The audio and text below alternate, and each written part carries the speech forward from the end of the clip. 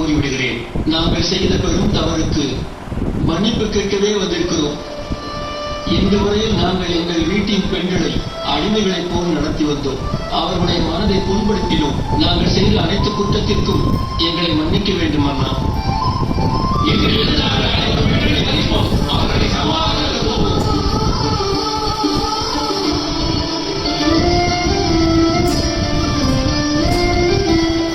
சீக்கிரமே காலம் வரும். அப்போது அயோத்தியில் உள்ள அனைத்து தீமைகளும் அழிந்துவிடும்.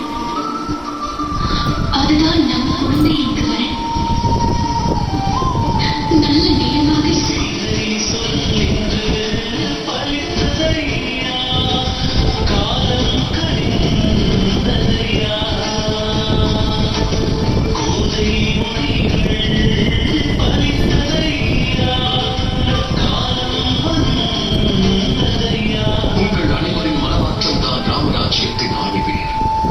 அநீதி அநியாயத்தின் பாதையை விட்டு அறவழியில் செல்ல வேண்டும் என்ற எண்ணமே மிகப்பெரிய முயற்சி.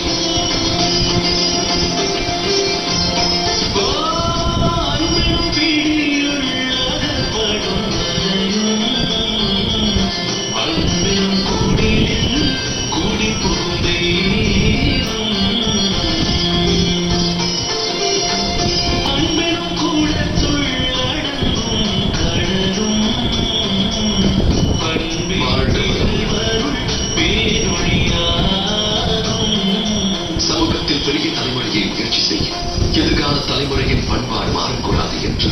ஆனால் புதிய தலைமுறை தங்கள் பண்பாட்டை காப்பதற்காக பழைய தலைமுறையோடு போராடி சமுதாயத்தில் மாற்றத்தை உண்டாக்கி இருக்கிறீர்கள்.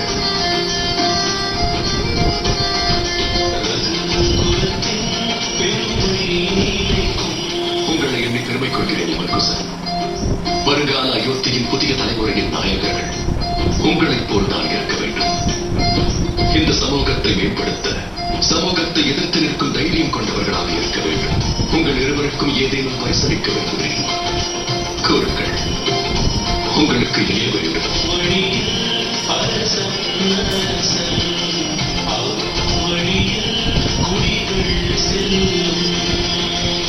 நாங்கள் இங்கு வந்ததற்கான லட்சியம் தான் நிறைவேறி இருக்கிறது. இரண்டாவது லட்சியம் இன்னும் மீதம் இருக்கிறது. அது என்ன இரண்டாவது லட்சியம்?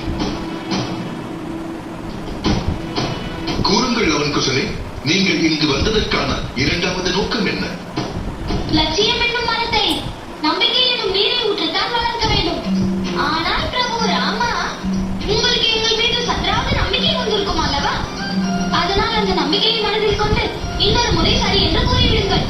அப்படி நீங்கள் கூறிவிட்டால் நாங்கள் அதை நேரிலேயே காண்பிக்கின்றோம். சென்ற முறை உங்கள் இருவரை சந்தித்த போது உங்கள் மனதில் நிறைய கேள்விகளும் கையில் வெல்லும் இருந்தது. ஆனால் இப்பொழுது உங்கள் கையில் இசைக்கிறது உள்ளது. அது ஒரு மனதில் இருக்கும் உணர்வு. அதை புரிந்து கொள்ள நாளை வரை காத்திருக்க வேண்டும்.